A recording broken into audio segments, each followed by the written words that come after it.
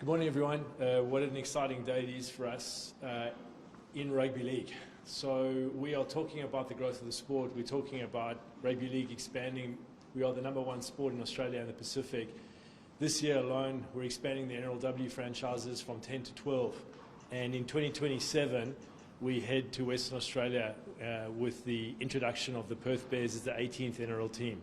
This is an incredibly exciting time for our sport, and there's a lot of excitement all across the country with the growth of the game. I'm joined this morning, by the inaugural CEO of the Perth Bears, Anthony DeSegli, and also, I'm pleased to say, today's announcement, the inaugural coach of the Perth Bears, Meninga. Now, Meninga needs no introduction. He is an immortal, and with that comes an immense contribution to the game as both player and as coach. He has coached more series wins and more wins in matches in Origin than any other person in history. He's a winner on the field, and most importantly, he knows how to build teams, he knows how to build culture, and he knows how to help organisations grow on and off the field. He has the respect of the players, he has the respect of the entire rugby league community. He has achieved immense things for the game as a player, as a coach, and over the last few years as someone who's helped me personally in terms of my philosophy and my approach to dealing with things in rugby league. This is an incredibly exciting time for the game. It's an exciting time for the game because with someone like Meninga leading and coaching this team in a new frontier in Western Australia, we know that we're going to attract not only great players but also the imagination of fans across the country.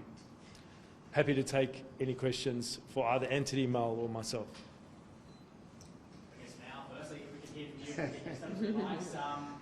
It's been a long time since you've coached in clubland. Why is this the opportunity that makes you go back in? Well, this is bigger than me. This new venture, new pioneering venture over to WA, opportunity to be involved in the growth of the game over there, opportunity to grow a club. The Perth Bears over there is too good to refuse. So I feel very honoured, very nervous. I think it's a huge responsibility, but I believe I'm up for it, and looking forward to working with Anthony and the rest of the rugby league community, not only in WA but also for the North Sydney Bears as well. I think that's a really important connection and bring them along on the journey as well. So yeah, very humble given this opportunity. Like I said, this is bigger than me. It's about the game. It's about the growth of the game in WA, and I want to leave it in a good place. Obviously, the foundations are going to be set in stone, and when I move on, the great club called the Perth Bears will hopefully be a success and move into the future. Now, international football has become bigger than you, thanks in a large part to you.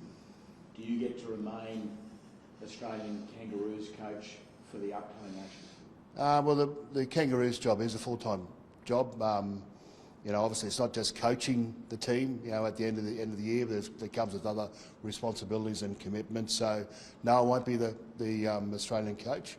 But from a transition point of view, hopefully, I know that I'll be part of all that. So I appreciate those comments.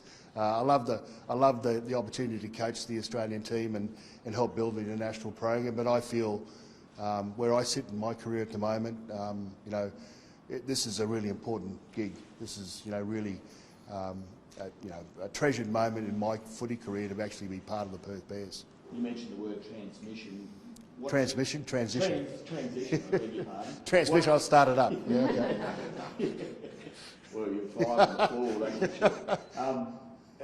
Will you have a role in the Ashes tour? Yet to be decided. It's not my decision, So I made a decision that I want to be part of the Perth Bears, and I want to be the inaugural coach of that. It's only a 3-year program for me, so we'll see what happens after that. But from my point of view, I think this is a great legacy piece. For me to move away from the game eventually. I've got some great enjoyment out of being involved with the game, a lot of success. The game's been great for me as well. So I feel this is something that I can help the game with and then move on. What do you Now, see what's- some of the biggest challenges in setting up a team in a city that's traditionally been a big AFL stronghold? Oh, it's huge challenges, but I love challenges. And I know Anthony loves challenges as well, and the game loves challenges. It's all small steps. We'll make sure we build its foundation. We'll give it a strong foundation, and then it's all around the people, and it's all around engaging the community, rugby league community, give it a sense of belonging, give the North Sydney Bears a sense of belonging with all this, and we'll just build momentum over a short period of time. We haven't got long to build the club, but I'm very confident we can do it. Mel, what is first on the agenda for you in building the team? I think understanding the rugby league community in WA, and I know Anthony can give me a hand there, and it's fantastic that we've got a heritage foundation club like North Sydney Bears, understanding who they are. I think we've got to build it from those pillars. What are the characteristics of a Perth Bear, and go from there. So, but like I said, it's all small steps first. We've got to really understand the community before we can move forward.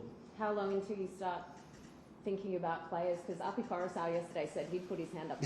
Well, that's fantastic. Yeah, that's fantastic. So I don't think we'll have too many worries about talking to players and to managers about the opportunity to come play in Perth. Getting them over there might be a bit more difficult, but like I say, we've got a story to tell.